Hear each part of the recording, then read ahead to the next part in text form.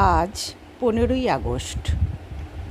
School থেকে পতাকা তুলে আসার পর চটপট রান্নার কাজে বসে গেলাম।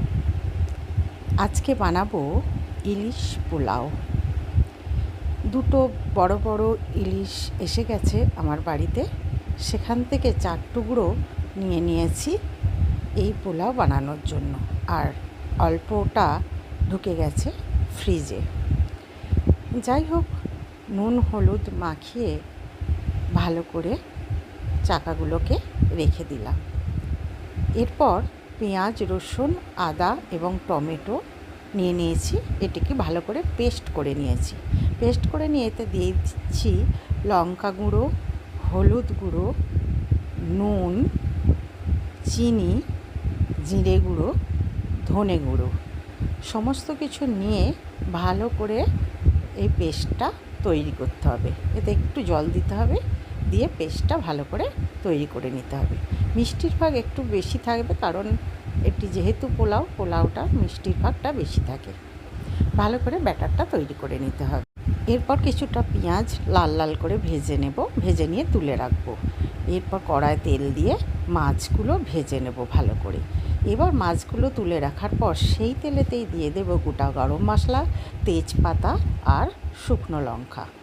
এইটা ভালোভাবে গন্ধ ওঠার পর দিয়ে দেব যে মশলাটা তৈরি করে রেখেছিলাম, সেই মশলাটা দিয়ে ভালো করে কষতে থাকবো যতক্ষণ না মশলাটা ভালো করে কষা কষা হয়। ভালোভাবে কষা কষা মতন হয়ে যাওয়ার পর এতে দিয়ে দেবো অল্প একটু জল। আমি সবার আগেই ভাতটা তৈরি করে রেখে দিয়েছিলাম, কারণ ভাত জানেন, বিরিয়ানি বা পোলাওয়ে ভাতটাই হচ্ছে আসল, কারণ ভাত গলে গেলেই সমস্ত জিনিসটাই নষ্ট হয়ে যাবে। তাই ভাতটা আগে তৈরি করেছি। আপনারা এই জুসের মধ্যেই চাল দিয়ে ভাত করতে পারেন। যাই হোক, মাছটা দিয়ে দিয়েছি গ্রেভিতে।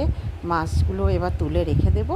তুলে রেখে দেওয়ার পর এই যে যতটুকু আর গ্রেভি পড়ে আছে, সেই গ্রেভিতেই দিয়ে দেব আমি আমার ভাতটা, যে সাদা ভাতটা তৈরি করেছিলাম। তো আপনারা ইচ্ছা করলে সেই চালটা এতে দিয়ে দিতে পারেন, এবং দিয়ে একটু কাজু কিশমিশ দিয়ে দিয়েছি, আপনারাও সেটা দিয়ে দিতে পারেন। আর যদি চাল হয় তো বেশি করে একটু জল দিয়ে ঢাকনা দিয়ে দিতে হবে। যেহেতু আমার ভাতটা আগে থেকেই তৈরি করা ছিল, সেই জন্য আমি আর জল দিলাম না। ওই মশলার মধ্যেই ভাতটা বেশ সুন্দর করে কষতে থাকলাম। ভাত যখন একদম ভালো করে কষা হয়ে গেছে, তখন এতে দিয়ে দিলাম একটু ঘি। ঘিয়ের পরিমাণটা খুবই সামান্য দিতে হবে, কারণ না হলে ইলিশ মাছের যে গন্ধটা সেটা আর থাকবে না। তো যাই হোক, ঘি দেওয়া হয়ে গেছে এবং অল্প একটু নাড়াচাড়া করে নামিয়ে নিয়ে ওপরে দিয়ে দিচ্ছি সেই ভেজে রাখা পেঁয়াজগুলো এবং মাছটা। ভালো করে এটা সাজিয়ে দিয়ে তৈরি হয়ে গেল আমার ইলিশ পোলাও। আপনারা কে কোথা থেকে দেখছেন আমার রান্না, অবশ্যই আমাকে কমেন্ট করে জানাবেন। আর প্লিজ প্লিজ প্লিজ সাবস্ক্রাইব আমার চ্যানেল লাভ ইয়োর সেলফ। আজকের মতন শুভ দুপুর আপনাদের সবাইকে জানাই।